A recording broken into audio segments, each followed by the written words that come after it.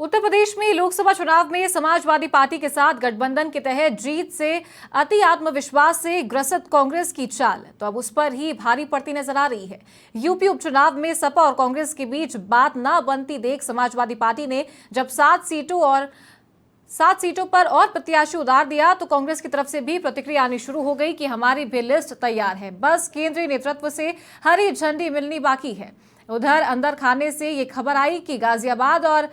खैर विधानसभा सीट पर समाजवादी पार्टी ने कांग्रेस के लिए सीट छोड़ दी है, लेकिन अगर बात नहीं बनी तो वहां भी सपा अपने प्रत्याशी उतार देगी।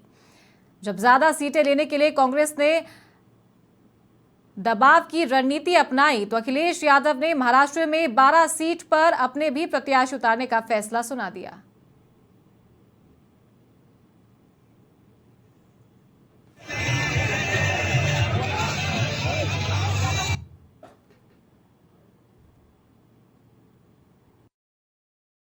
उत्तर प्रदेश में हम लोगों ने 5 सीटों को मांगा था लड़ने के लिए, और इस बात से जो समिति बनी उसको आगाह कर उसको उनके सामने समक्ष ये बात रख दी थी हम लोगों ने। और अब हम लोगों के संज्ञान में नहीं है, लेकिन 7 सीटें घोषित कर दी हैं समाजवादी पार्टी ने। तो गठबंधन धर्म का एक पालन होता है, वो संभवतः नहीं किया गया, हमसे बात करनी चाहिए थी। खबर यूपी उपचुनाव से है, जहां पे सपा और कांग्रेस में आपसी गठबंधन के तहत सीटों का बंटवारा नहीं हो पा रहा है। कांग्रेस आलाकमान का ये कहना है कि जो जिताऊ सीटें थी उस पर पहले ही समाजवादी पार्टी ने 9 में से 7 विधानसभा सीटों पर अपने प्रत्याशी उतार दिए हैं, लेकिन कांग्रेस को अलीगढ़ और गाजियाबाद की उन सीटों पर सीट बंटवारे के तहत वो प्रत्याशी देना चाहती है जो वर्चस्व की और अक्स की लड़ाई है, जिन पर भारतीय जनता पार्टी पूरी ताकत झोंक चुकी है, जिन पर समाजवादी पार्टी को भी अगर अपने प्रत्याशी उतारती है तो वो सीट बहुत लड़ाई वाली हो जाएगी। और इसी के दृष्टिगत कांग्रेस के प्रदेश के जो कार्यकर्ता पदाधिकारी हैं उन्होंने एक पूरी रिपोर्ट कांग्रेस अध्यक्ष को सौंपी है, और कांग्रेस प्रदेश अध्यक्ष अजय राज ने कांग्रेस आलाकमान को ये बातें बताई हैं कि जिन 2 सीटों के लिए समाजवादी पार्टी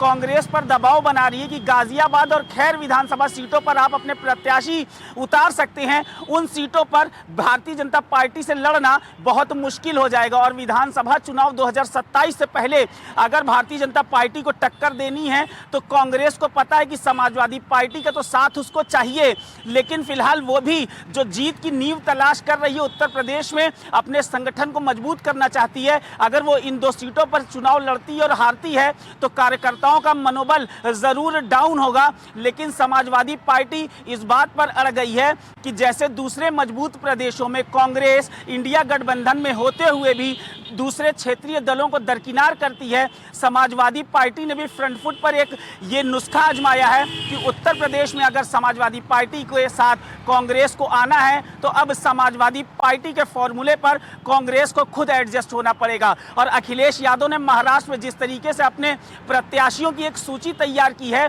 और लिस्ट वो कांग्रेस के साथ भी साझा कर चुके हैं, वो एक अब प्रेशर की पॉलिटिक्स कांग्रेस के साथ आजमाना चाहते हैं कि अगर दूसरे मजबूत प्रदेशों में आप अपना वर्चस्व दिखाएंगे तो उत्तर प्रदेश में आपका स्वागत भी उसी तीर कमान के साथ किया जाएगा जिस तीर को आपने मध्य प्रदेश और हरियाणा के चुनाव में आजमाया था। लखनऊ से वीडियो जर्नलिस्ट लतीफ के साथ अम्बरीश सिंह, समाचार प्लस।